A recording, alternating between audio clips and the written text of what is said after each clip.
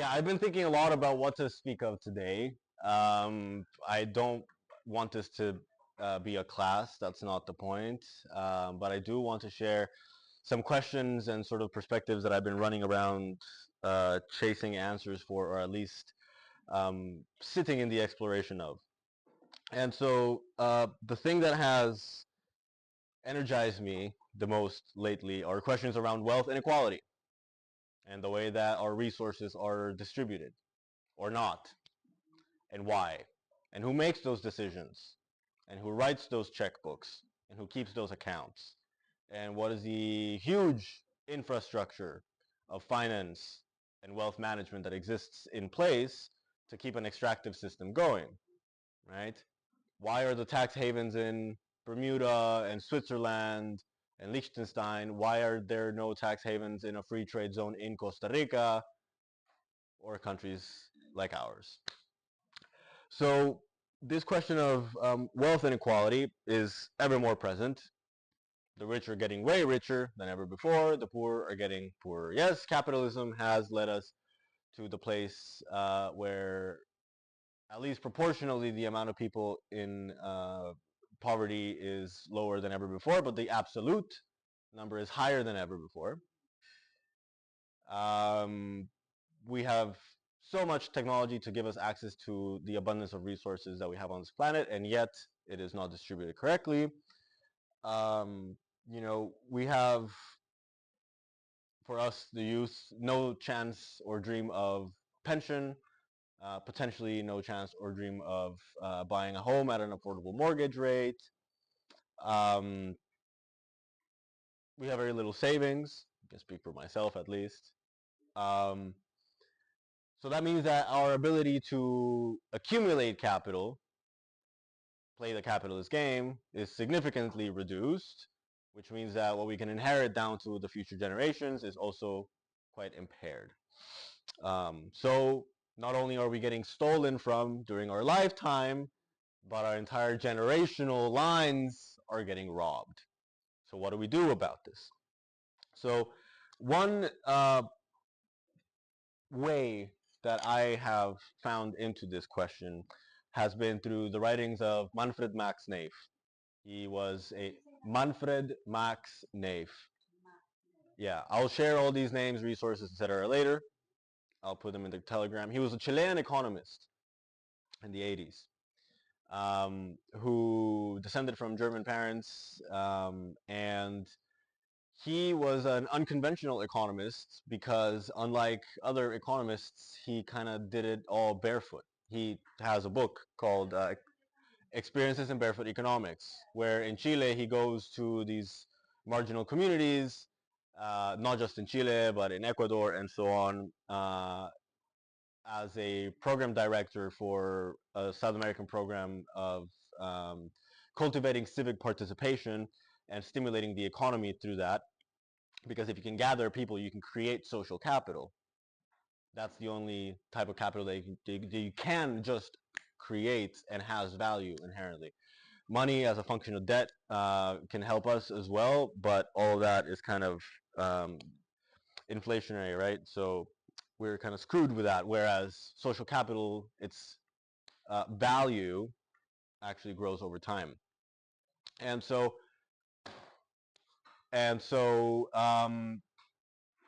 he writes this book, and in it, in the prologue, a friend of his writes a German word that really caught my attention.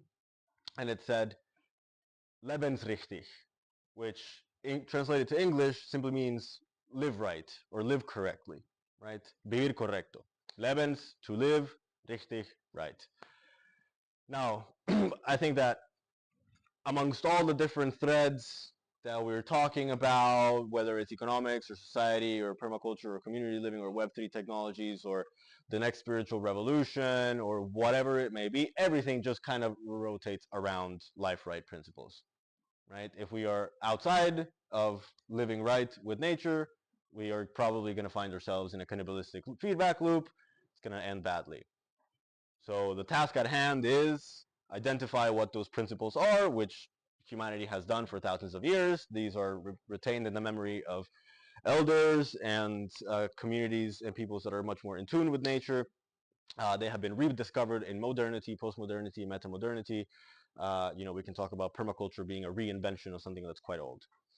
Um, and so this is kind of how I want to frame the beginnings of my conversation. How can we generate um, economic activities, economic measurement practices, economic organizational approaches that are in line with living right? And so the first thing that I want to open up with this being is that we have to think in the same way that nature does, which is across all levels simultaneously at all times, right? We can't neglect one layer to another. I will personally use a useful framework for me where I think of 6 nested layers.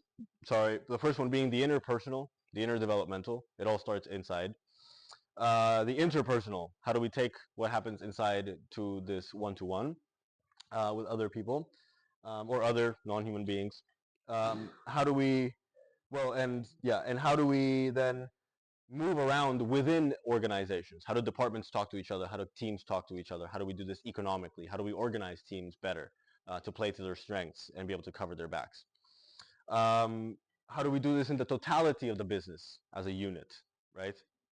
And then how do we move on to how that business fits within its ecosystem, that inter-organizational layer, because we're all a part of nested ecosystems. And we can't neglect to think, I think, we can't afford, I think, to neglect to think that businesses like plants or guilds or whatever other natural being has being ecosystem niche, right? How do we fit into our economic ecosystem? How do plants fit into their ecological ecosystem? It's kind of what drives their purpose, right?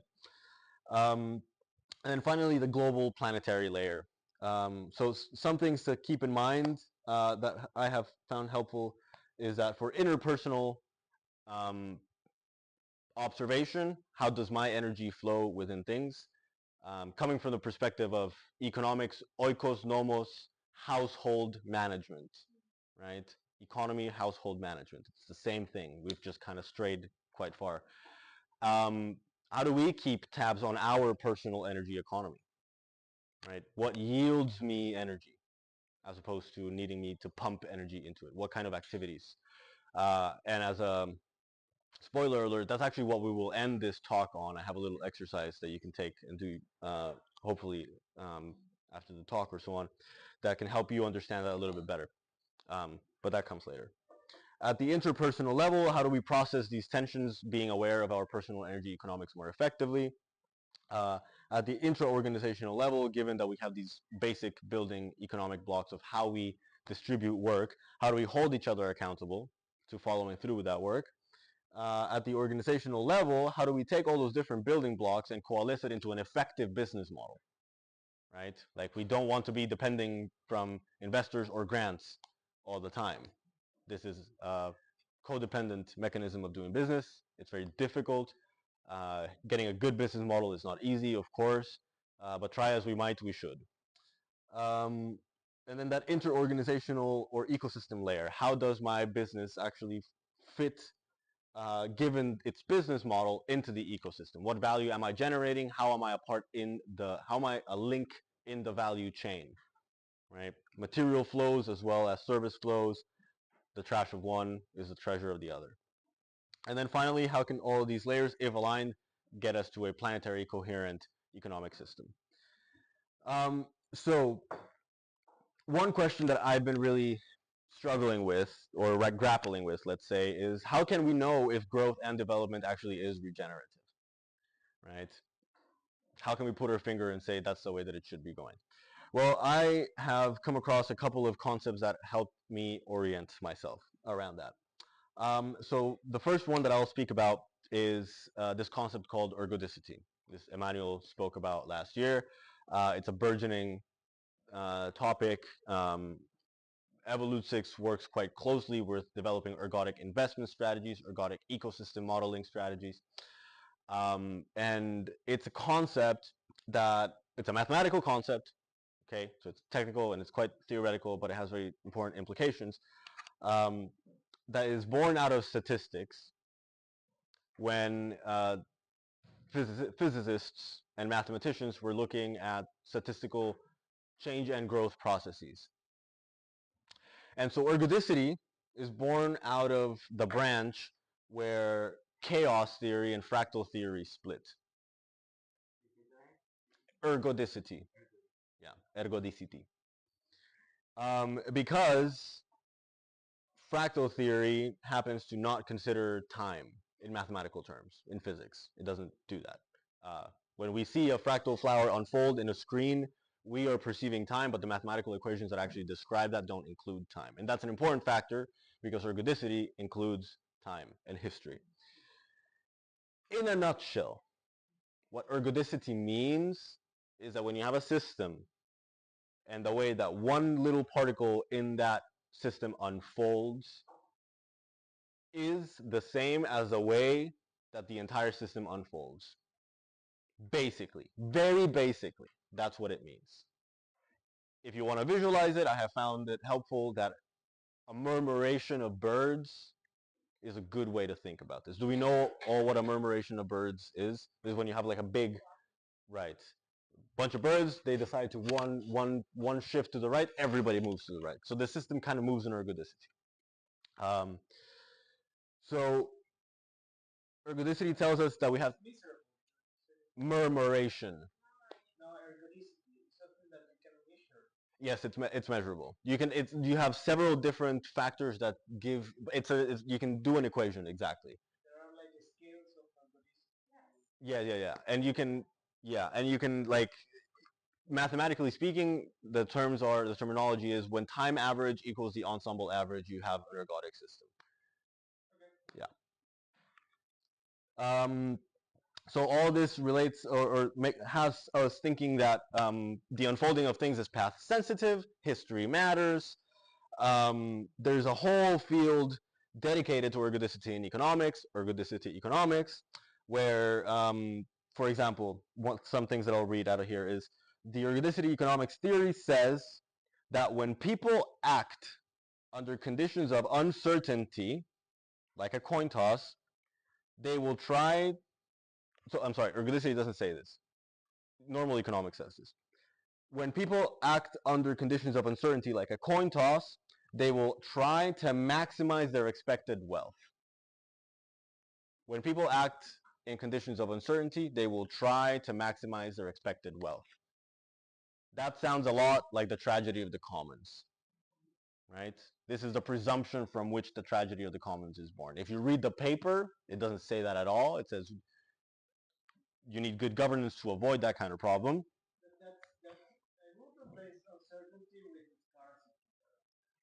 So the thing is that it's uncertainty as opposed to scarcity because we are dealing with open living systems.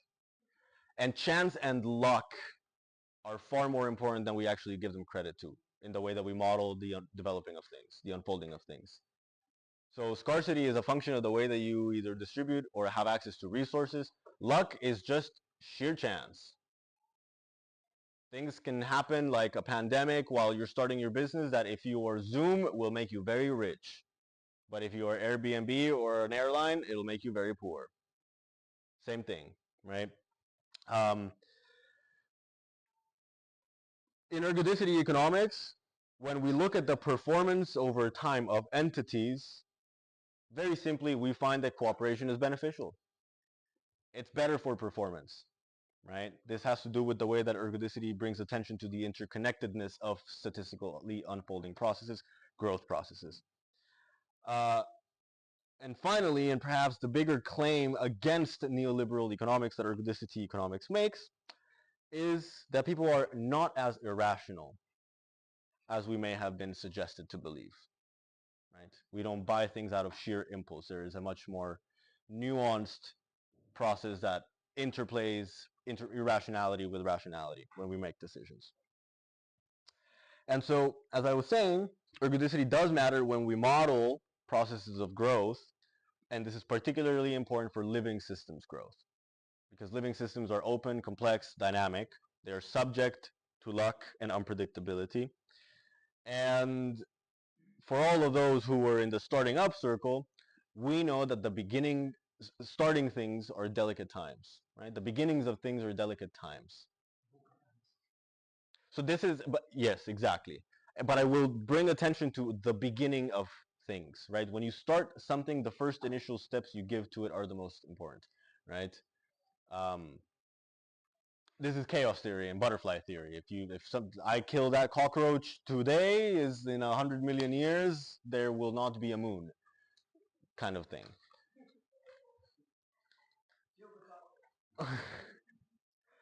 So why does this matter to us? Because even though we are building work on top of previous generations, we are still at the beginning of systems transition, right? So we are still at the beginning, early stages of something being born, which means that we have to be quite conscientious about the way that we strategize this systems transition, considering all the factors of, path dependency, time sensitivity, interconnectedness, cooperation. Um, so ergodicity helps us see that luck matters, and we actually have an ability here to strategize in a way that helps us increase our ability to benefit from that unpredictability. So one thing that I like to think of, that I have learned over the years, is that luck is a skill that you can train. And to me, the way that I boil it down is luck is when preparation meets opportunity. Now I will add one layer to that, and I will say serendipity is luck, or preparation meets opportunity, to the power of mindset. Serendipity is when preparation meets opportunity to the power of mindset.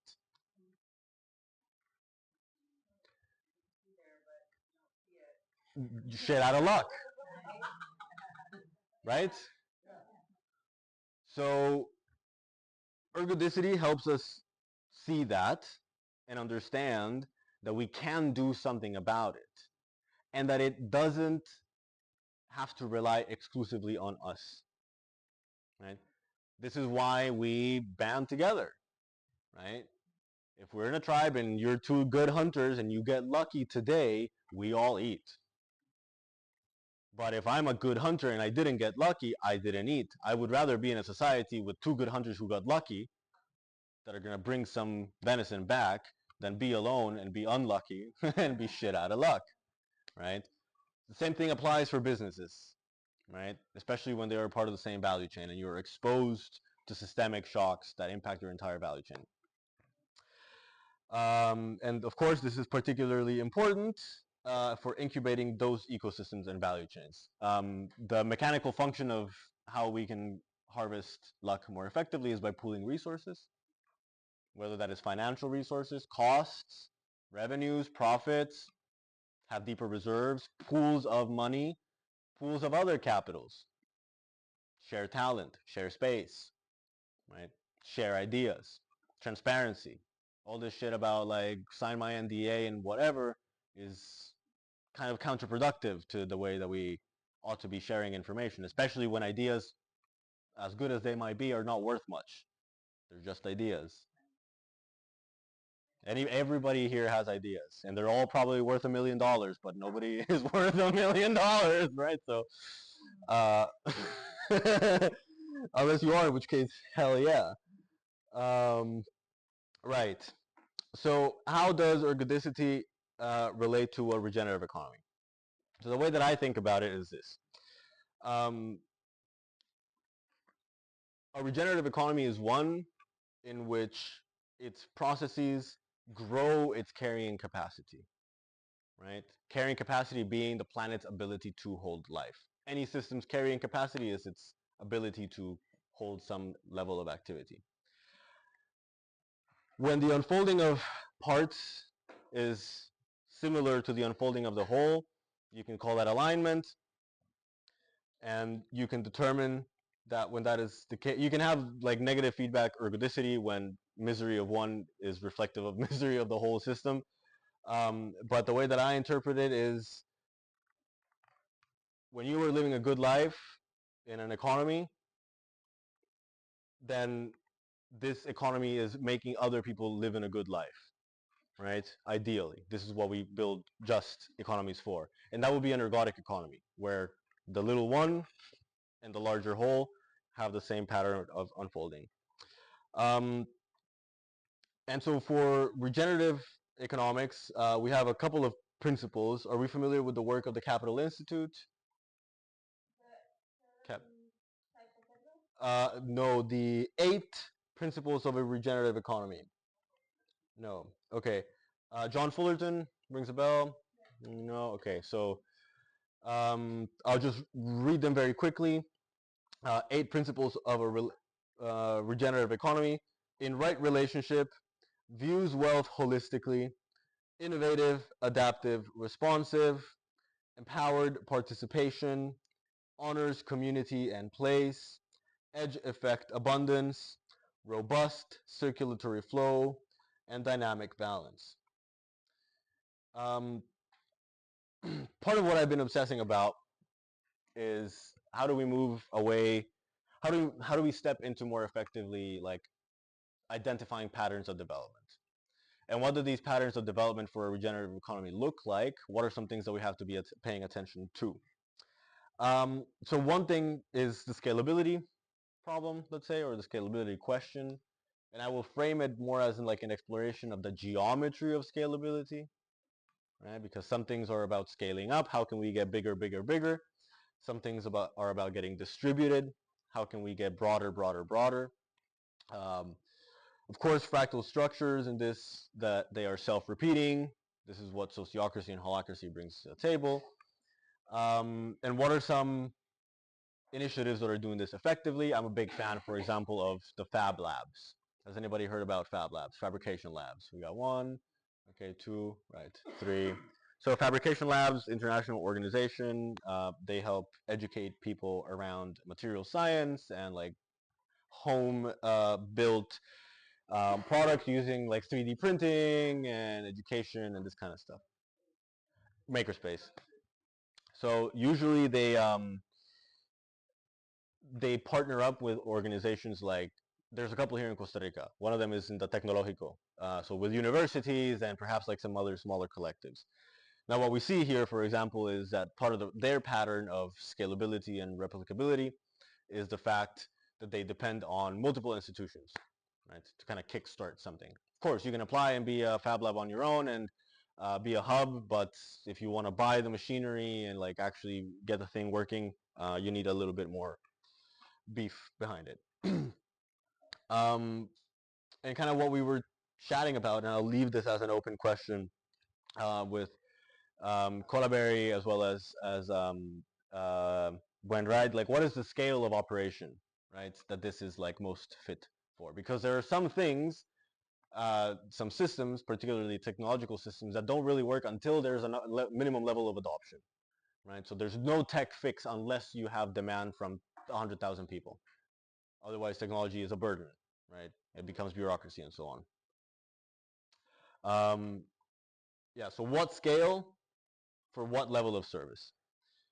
And then briefly, I'll go through how we can measure some of this, because measurement is important. And of course, part of the question is how do we take the very limited linear measurements that, say, like traditional economics has presented to us, like GDP and so on. How do we expand upon them? And then how also do we make, and Manfred Maxneff talks about this a lot, and I loved his framing. He said that economists were so desperate to legitimize economics as a science that they stole linear reductionist mechanics from the physicists to apply it to economics and legitimize it. So that's where that comes from. It's not because economics is actually a linear discipline and so on and so forth, but they wanted access to capital at the time, academia, research, development, etc. And so they had to pull out a little bit of a political power move that has sullied the field completely, because we can't accurately model economic development only through linear comprehension of the world. We live in a living system.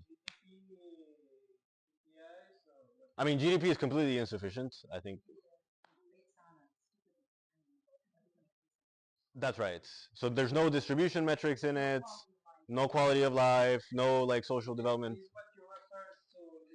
Yeah, yeah, yeah, yeah, yeah, yeah, yeah. That's like in the economics field. This is like a prime example of what this way of viewing the world means, where GDP equals the health of a nation. Like this has been the exactly. That's right. Exactly. So GDP grows when big corporations do stock buybacks.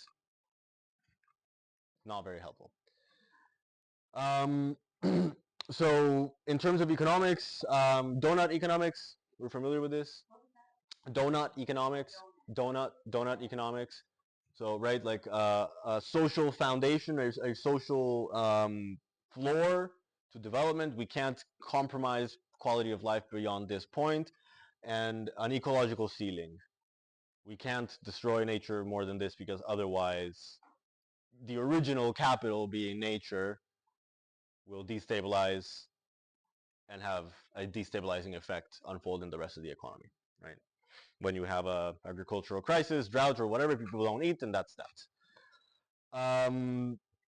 So that's a good one. Also very complex. Um, so as I said, hashtag fuck GDP. I mean, come on, right? But maybe there's something interesting in the genuine progress indicator, which is a set of metrics. It's an index that includes the Gini index for wealth inequality, as well as other social progress indicators, access to health, education, community spaces, and so on, which is getting adopted more and more by the day. It's tough to get the United Nations to change the way that reporting functions, but the thing is happening. It's moving. Um, well, for example, like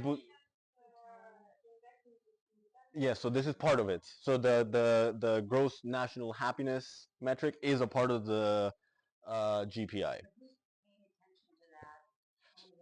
Well, there is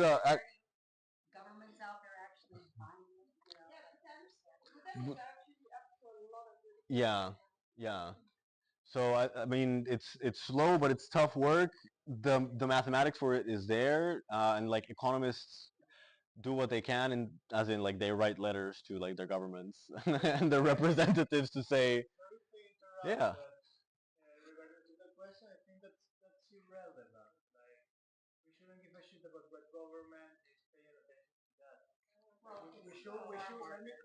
Yeah, traction.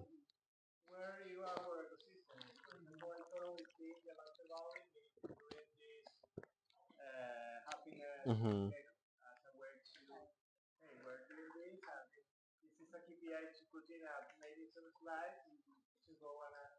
Mm, right.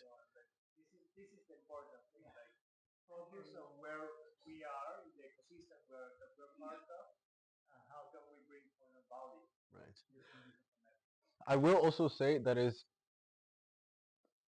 as much as are not seeing enough nation states or whatever adopt this, what is also important is that like the theoretical foundation is there, and so therefore new research and development into economics can actually pay attention to this, because before there was no incentive to research gross national happiness. There was no research to incentive to research access to quality education and so on, because that didn't go with GDP, right? So now that the field is furthermore developed, and so this is again why I asked the question of to what extent is stewarding, steering, and protecting systems change transition is beyond the public and the private ability. Because the way that universities are also structured in some regards, especially when they receive government funds, is that they have to report certain kinds of research to the government as part of the way that they build their economic development plans. If they don't care to see GPI, only care to see GDP, then the cycle gets retained, right? Um, so this, and then for ecological metrics, of course, sustainability is completely context-based, right? Like this is all clear to us. You can't have a global sustainable system by forcing an approach to sustainability from the theoretical of mind to any other locality. There are some particular biotic and abiotic factors that every context has that we need to pay attention to, measure, get baselines on, right? All sustainability metrics are contextual if we're trying to really be authentically sustainable. Context-based sustainability is the name of the field. It's incredible. It's linked there. Contextual carrying capacity limits and thresholds. In terms of social metrics, the Human Development Index I find very interesting. It's a part of what is being built into the GPI. This is also the work of Manfred Max Nave, where another really interesting sort of thread there is a new taxonomy on human needs. Because Maslow and so on has kind of actually confused us a little bit. And a short story on that is Max Maslow, during his research, went to the Blackfoot Indians in North America and wanted to understand if the pyramid applied to them.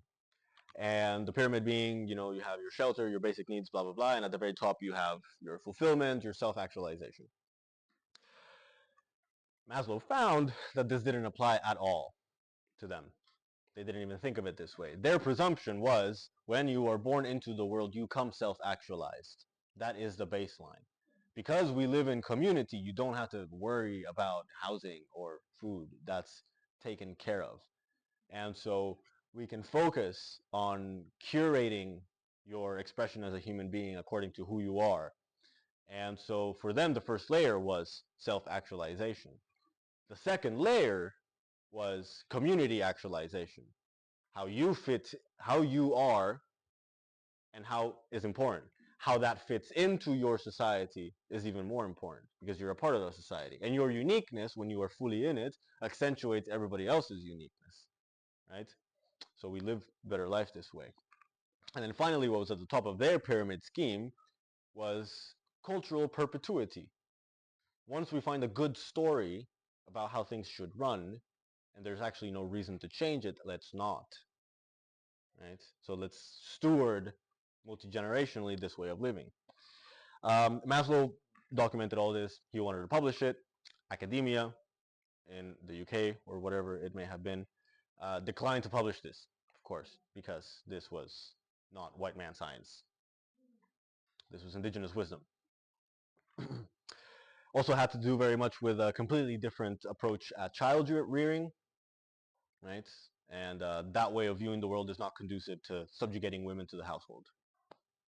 So it doesn't work, at least for academia at the time. This is like 1800s, 1850s or something like this, if I'm not mistaken. Yeah. So it was like, this period anthropologists went out to really recover what was going on there because it was a manifestation of language and culture. Yeah, as far as I understand, that's kind of how it goes. Yeah. So of course, when we talk about development models, we have to put contingencies on coherent ecological integrity. If we destroy the ecological integrity of place, then it's not sustainable. We can't keep doing that. As a sci-fi thing, I would love to see like a microcomputer where the chip is actually made out of mushroom and silicone, transmitting, plugged into the forest floor, connecting with the roots of the forest with some carbon fiber or something like this, and actually giving us information about the ecosystem's health. And then I would like that plug connected, hopefully after some incredible political process, to global stock markets to cap the amount of financial transactions that we can do per day, contingent on the health of ecosystems live.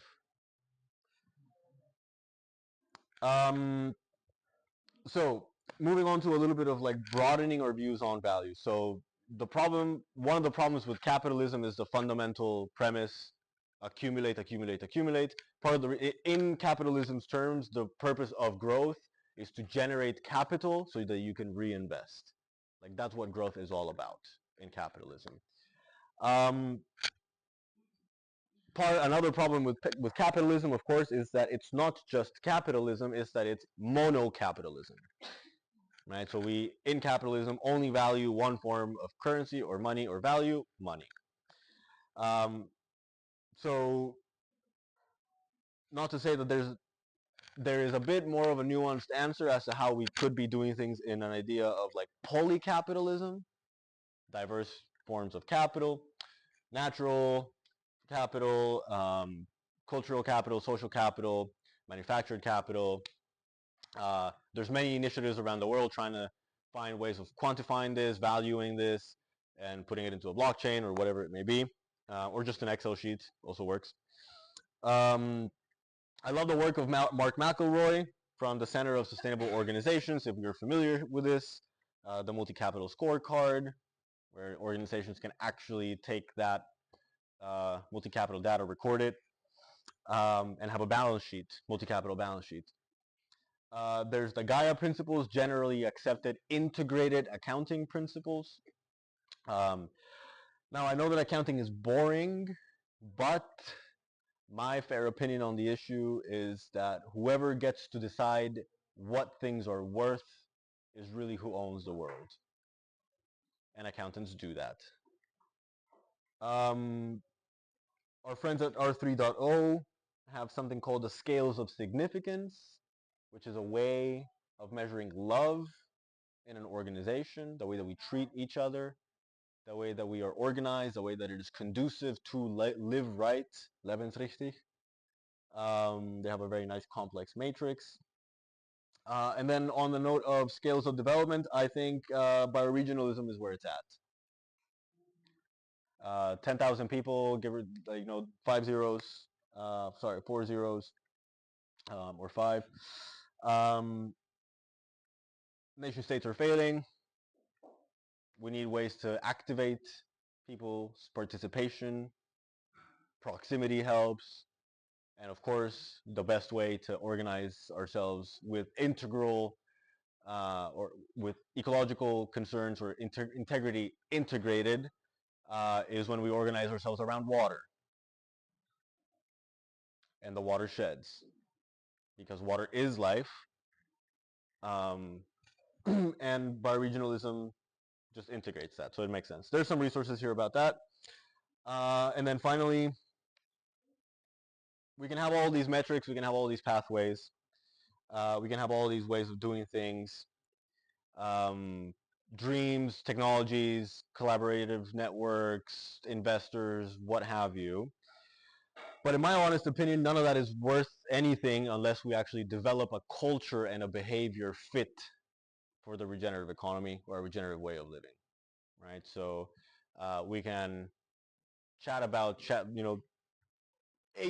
Horizon 3 style change or whatever, but like if our own behavior and meaning making stories about how the world works and our assumptions about who we are and what we need to protect ourselves from and where we are not willing to step into, our ability to communicate, all these like interrelating abilities and skill sets, if that is not up to par, then the revolution will collapse.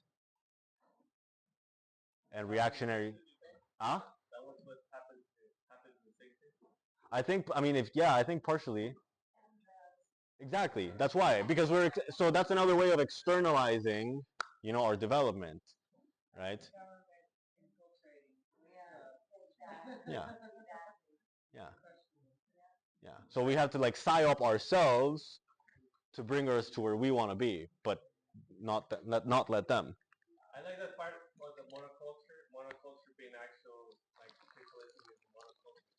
It's like if you live in capitalism, there's no room for any other culture That's other than right. that culture. That's right. Culture is invasive, it's colonizing, That's right. and yeah, and it's so embedded in the language, in the frequency, Yeah. in the mindset, in the way Yeah. we create contracts. Yeah. And like, we are sold this idea that we are living in a free society and that we are free beings and so on, but we're not, right? That's a big fat lie. And being free is actually very difficult and it takes a lot of discipline, right? And it's not easy. So then no wonder why so many people are okay living in the society that we live in, that actually kind of takes away our agency by feeding us products and markets and trends, steering us away from finding who we really are meant to become, all this. So in other words, this is a call for rescuing agency, right? How do we become more aware of the way we are running our lives, uh, living consciously, intentionally? Um, so I'll end the chat with a little offer. Um, so another project that I'm kind of bringing into the fold is called RegenB, and it's called the Regenerative Business or Bioregional Economics Ecosystem.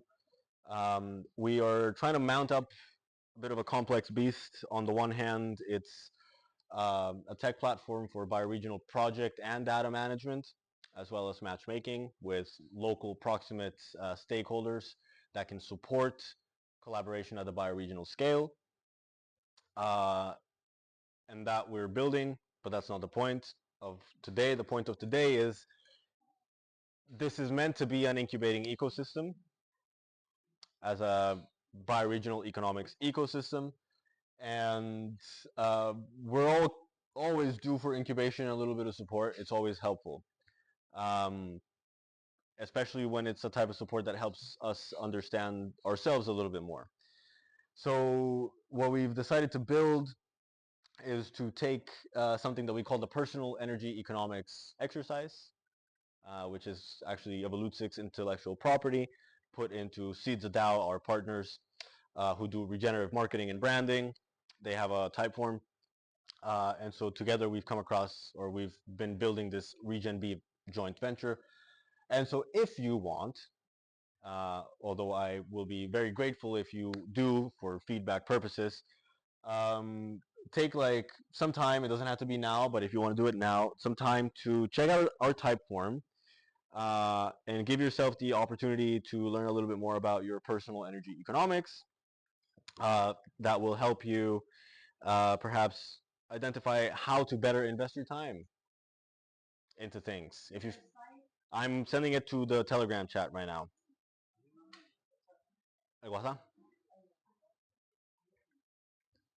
And I'm gonna put that in reference materials. Um, and you get a little present at the end there.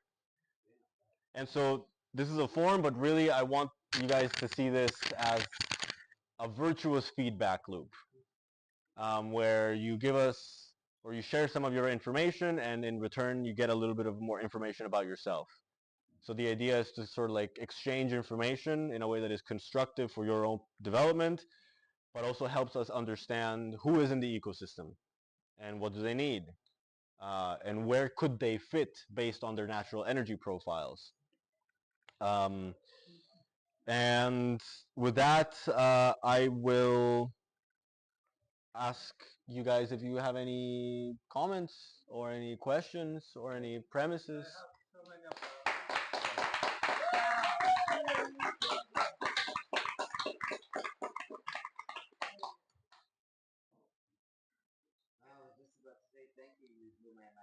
I want to say like the bioregional understanding, like when the massive extension of languages and cultures happened 150 years ago, when these guys were like, what the fuck, everything's disappearing. We don't know why. We don't know why. Just save them and exploit them and they die. Yeah, right. Right? Fucking weak. At the end of the day, it's like all those folks that were living in those fire regions, understanding, and we have this particularity that we accumulate things acoustically. So when we name things and That's right. talk and when we vibe, what we do, what we create. So all this knowledge of these bioregions is mostly gone from that perspective. So to integrate and to be open and to have an exchange with that bioregion means to have like a deep process within yourself. Yeah. And it's like there's something about speed to it as well, because I don't know, we want to go fast and we want to make change happen fast and everything, and it's like, but it's just it won't happen fast. You know, like you need time to integrate into your locality, especially when we're talking about these things. Like through technology, we can speed up a lot of things, of course, but like our own biology has its own rhythm and speed, and like the speed of realization is not that fast sometimes, you know. Yeah, permaculture principle small and Small and beautiful. small Yeah, small. Right. Yeah. small and slow. Small and slow solutions. Yeah. Yeah, I did a PVC around 4 months ago, Mhm. and after that I've been defining my own career identity Mhm. somehow. Because before I did this economics, Mhm. design, how to do design projects, decentralized systems, governance, so on. I never got into any of those topics to define my professional identity Mhm. as a regenerative socioeconomics architect, so governance, economics, Mhm. design, or whatever. And I find it super helpful and super important and relevant. The especially the KPIs that you mentioned. Mm. Like what are those indicators that are actually giving us good information about what is valuable? Because that is not only for I have good indicators, good money, but in this kind of systems can be also an input for the system to self-regulate itself. That's right. I think. Especially when we're doing limiting economies and more tokens here, we go just inflation can be good for promoting activity, but somehow it's like leads to depression Mhm. because we know inflation is, but it's a thing for self rebalance. Mm. Can you talk a little bit more about this? You say by original something, it's like a platform, like The Regen B, yeah. So the platform is us, okay? Because this is like my perspective on tech is like don't build something until like you really, really need it. You know, like have a network of activity. You know, identify where there's already movement and dynamism in the economy. This whole like we don't need to build ecosystems. Ecosystems are there. We need to go out to them and see how they work, and maybe we can then help to organize them a little bit better and make them more efficient. So this is like permaculture principle. What we're trying, so the project is looking kind of like this. We have a partner in Canada, there's me, and then we have a partner in Panama and in Colombia. The idea is we've been building a network of like growth professionals, educators, entrepreneurs, and funders over the past couple of years in Latin America. Some of them are consultants, some of them are trying to start up their first businesses. And what we do know is that we need to find a way to stimulate demand for regenerative and sustainable business models, whether that is soap or recycling or clothes or cycling or community spaces, whatever it may be. All of those different places where there is demand or where there can be demand are part of an industry, or in the way that we call it, a value chain. So what we want to do is also fuck the accelerator model, fuck unicorns, all that's bullshit. None of that makes sense. All that is just like greed all the way up here. For every unicorn that is born, 10,000 startups die. We don't have the time, talent goes to waste, time, endless hours wasted. Founders don't get paid for starting up a business. So you lose your fucking time. And yeah, sure, of course, you know, you can, if you're a hardcore capitalist, okay, you know, evolution and Darwin, economic Darwinism and so on, but like, nature doesn't work this way. Nature has a bunch of ways of supporting the evolution. Like nature works with multi-level selection, right? So we don't select for the best individual of the species. We select for the best traits for the species, which are distributed across individuals. So the way that we are planning to offer this incubation and acceleration services is if you want to come in as one business, get the fuck out. Sorry. You know, like we don't do that because there's no point in incubating one single business. If you want to do something interesting, then let's begin incubating a value chain. 3, 4 businesses where the input of one is the output of the other and so on and so forth. Right? Because then we all, rising tides lifts all boats, right? But we all need to make sure that we have good boats and we need to be ready for the tide together. what's been like the major challenge in Evolutesix or like the thing that you've been doing related like to this cluster coming up, and where would you like to see it like in 10 years? Yeah, so one is like actually collaborating. People have a lot of difficulty actually collaborating, actually sharing resources. One is people stuff, um, and that's why I make like I underscore the personal development piece. So we had this like with Josh, we had a really nice experience with him. Like we matched energetically, and we wanted to collaborate. And then for me, it was maybe a little bit easier. For him, it was a little bit harder. We have a thing in Evolutesix called the adaptive way, which is a developmental dialogue practice whereby we use complaints as the mine for personal development processes. So we go through language with this.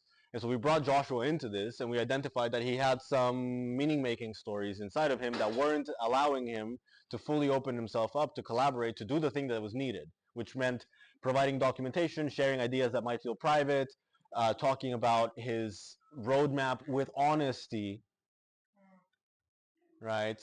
And not giving me an inflated, development or growth rate or whatever. It's like, this is, look, man, we're in the pits and this is how it's looking. That's fine. We can work with the truth, like, so, but for a lot of people, this is quite difficult. Joshua is our development, or so he's the founder or the source of Regen B, which is the joint venture between Evolutesix and Seeds of DAO. Seeds of DAO is Joshua's regenerative marketing and branding company. And there's another element here, Quarco, and they're like, these are the developers. You met them. So yeah, so the Region B offer is like the incubation, acceleration, growth ecosystem, and the project management and data management tool to actually keep tabs on what is actually going on. So it's a lot of follow through energy, because a lot of us, I bet, are great at starting things, but sometimes continuing things is a bit more. Also, why the test or the opening feedback loop, the virtuous feedback loop. Because I am this myself. I know that I am excellent at starting things. I would also not have put myself in the closing projects. I don't close projects. I open stuff up and I give some follow through, and I'm good with it. But bringing stuff to rest is, so yeah. That my energy profile is kind of like, or my energy activity that brings me energy is like explorer energy, vibrancy energy, kind of. It's in the form. Um, what was I going to say? Also, yeah, one thing about, I heard the word balance. Balance is cool, but I will say this. I like to think that more than balance, what is valuable is the ability to move between states with ease, right? Because I, yes, exactly. To walk, we need to unbalance. That's right. Exactly. So that. Um, this and that, and then, I mean, this is an open invitation as well to like work together. If there's anything in value that I have spoken to and you want to chat more.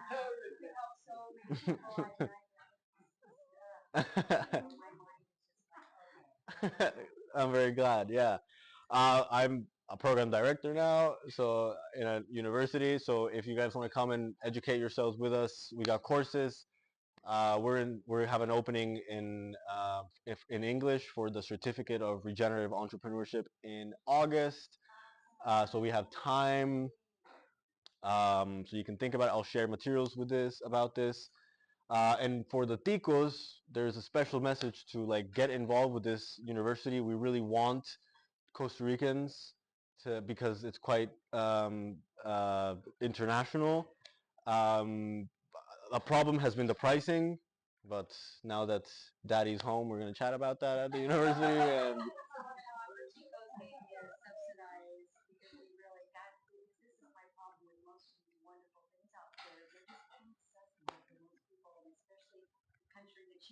yeah, that's right. So that's another challenge, because for so in investment and in the investment world, if you're a private equity investor, you can do whatever the fuck you want. But if you belong to a family office or if you belong to a foundation or something, you have an investment mandate. And investment mandates tell you what you can or cannot put money into and under which conditions. For funding systems transition, there are no mandates. There's a couple here and there. Private equity that came together to fund the systems transitions. but there's not that much capital in there. Of course, Web3 is opening the doors for this, and I think it's a very important part of the puzzle. Um, but it's right. It's so then blended finance is kind of where it's at. How do we pick some money from grants? How do we pick some money from quadratic funding? How do we pick some money from Give It? How do we pick some money from my pocket? How do we pick some money from an investor? Right? I want to challenge a little bit that idea of focusing on system transition. This is the second time I heard that before you say that we don't need to build new ecosystems to find ecosystems that are already working a transition for them. And I don't feel that good about that. Okay. Probably it's coming from my personal trauma. Okay. Maybe being part of a huge sick society of not that huge sick companies Uh-huh. where I was a change agent Uh-huh. there, transition agent. And in all those experience lead me to think like, fuck that shit. And I end up the whole Mr. Build the parallel, yeah. The cliche kind of thing that, yeah, I don't want to change other stuff that are obsolete where Yeah. I see actually the possibility to build our new ecosystem. Mm-hmm. I want to challenge that, and I also want to challenge what is that thing that you say that's permaculture. That didn't read. I'm not okay. I'm not entirely clear on the challenging parts. Like, do you disagree with me in that we don't have to build ecosystems at all? Like, or where's the challenge? Yeah, like that. Like Uh-huh. I'm not. I wouldn't put trust in changing the system or in finding systems that need to transition. I will put more trust in building new. Yes, I agree with first the community, then the platform, then the ecosystem. Right. Right? That's super clever. But we do need to reach the designing and development of new regenerative systems. Yes. Yes, yes. So 100% we need to build the new. My point was going towards how do we move from where we are to where the things, because there I saw this amazing image of like mycelium the other day, and it was basically like an economic study of how mycelium spreads. And what mycelium does is it shoots like scout tips, rhizomes, very far out. Very far. They invest a lot of money into this. This is R&D. And when they cut across the soil and whatever, and they happen to find places where it's good to keep on spreading, then they branch off, right? So this is a little bit of what I'm talking about. You can send the scout as far as you want, but if there is no fertility in that soil, there is going to be no branching that happens. There's not going to be the robustness, there's not going to be a value chain, there's not going to be an actual economic ecosystem. You'll have a lone radical scout, which is really important. As I don't want to undermine that. I am very much this myself as well. But I'm just trying to really have a I'm tired of coming up with good ideas that don't stick. you know, like and so I want to work with what people with yeah. I know. So this is why.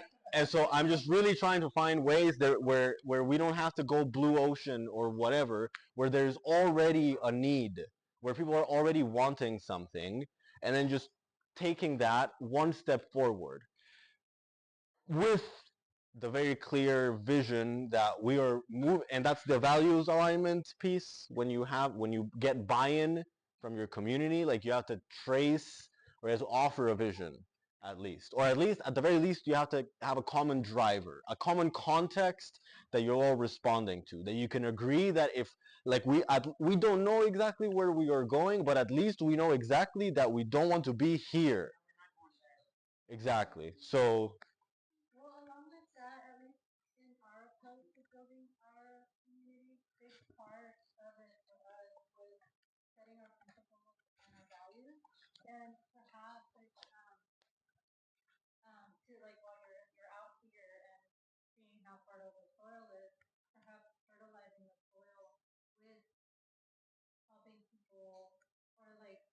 share some of those principles with us.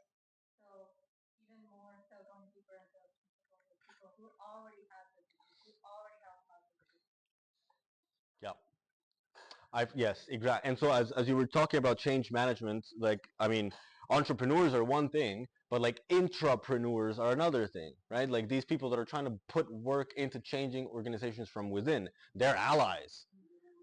I mean, they're stuck in the belly of the beast, but they're pulling the strings too, you know? So they matter. And we want them. And we want them to play double agent very well, right? So that's why also community of support and a growth ecosystem, because the moment that you get called a rebel or something and you get fired or whatever, you can come back home and get a pat in the back and be like, you did the thing. It's fine that you got fired. Fuck them. They lost the star, but we move on. I have a true story. Okay. Probably three. Not just that. That happened. My whole awakening started when I was trying to pitch blockchain and agile in Vodafone. Uh-huh. Super huge Yeah. company, telecommunication company in Europe. And I was like a young guy, Mm-hmm. that didn't pay well in that environment. That was a blessing, and I've been fired at least 2 times. The third time is not that for that reason.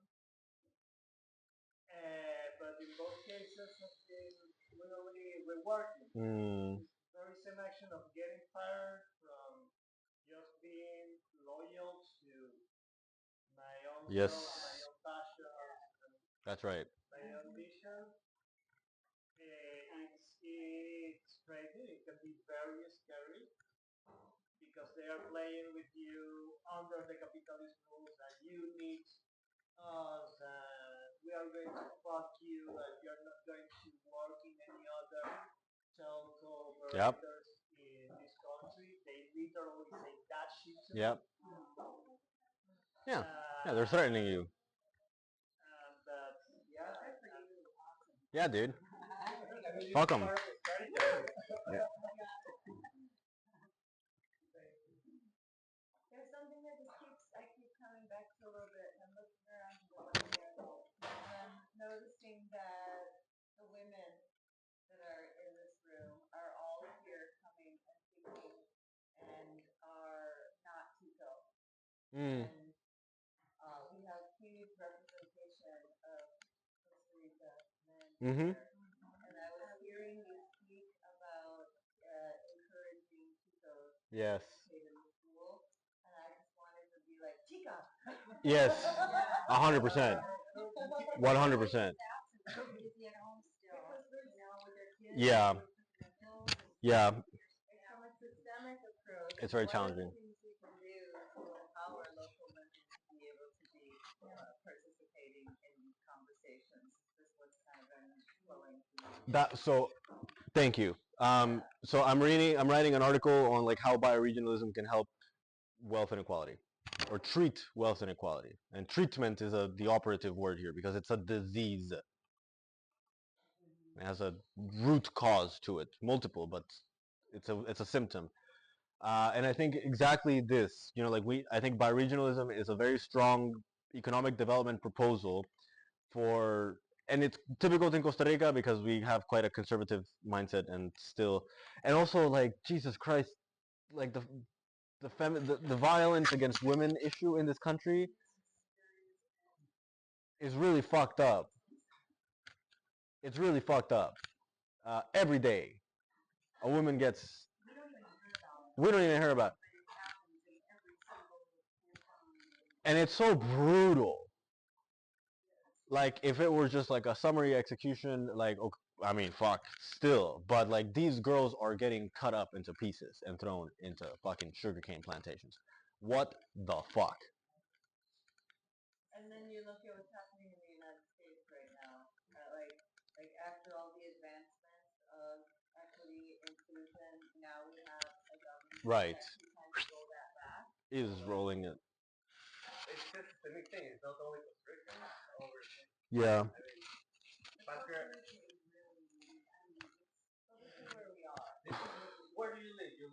the rural areas, right? You see Oh, you live in San Carlos? line. So we live. I mean, depends where you grew up and depends where you are. You're gonna find different archetypes. So Rica don't have many archetypes. Doesn't have many archetypes. Have like six, Mm. seven. It's tiny. People are there. Whatever. Mm-hmm. But yeah, I like this is the same thing. And San Carlos is the root cause. Look at how they treat nature here. Look at that. How they treat places like Yeah. here. It's like gaucho style. Yep. Like, this Yep. is like probably one of the most conservative places. Yeah. Guanacaste. Yeah. So I also think that there is a huge call to the men to step up and like really get in touch with a healthy version of their masculinity and like help other guys, you know, tone down the misogyny for fuck's sake, like, you know, because it's kind of crazy to me that like, and then this is where you get like the extreme of like feminazis and this kind of stuff, but like the rejection of men is also like, no, we need each other. We need all the genders that are in this pool, you know, and we need healthy versions of those, which means, and again, back to the inner developmental healing. If you have daddy issues, deal with it, please, or mommy issues, deal with it, please. I love that you brought that Yeah, because we can know people in our bioregion. We can keep we can follow up on how the stream is doing, right? And we can, yes, exactly. So, and this is the other thing that like, and we are seeing the Costa Rican government fail terribly at accountability these days, especially with the femicide issue. Also with indigenous, like Man, don't even fucking. I mean, but this has been like this since the colony. So that's what, and which is the first colony? The first colony was the female body, right? So yeah, like colonization. 100%. So yeah, that's the shebang. So let's fucking get to it. I want all your information. You brought up, yeah.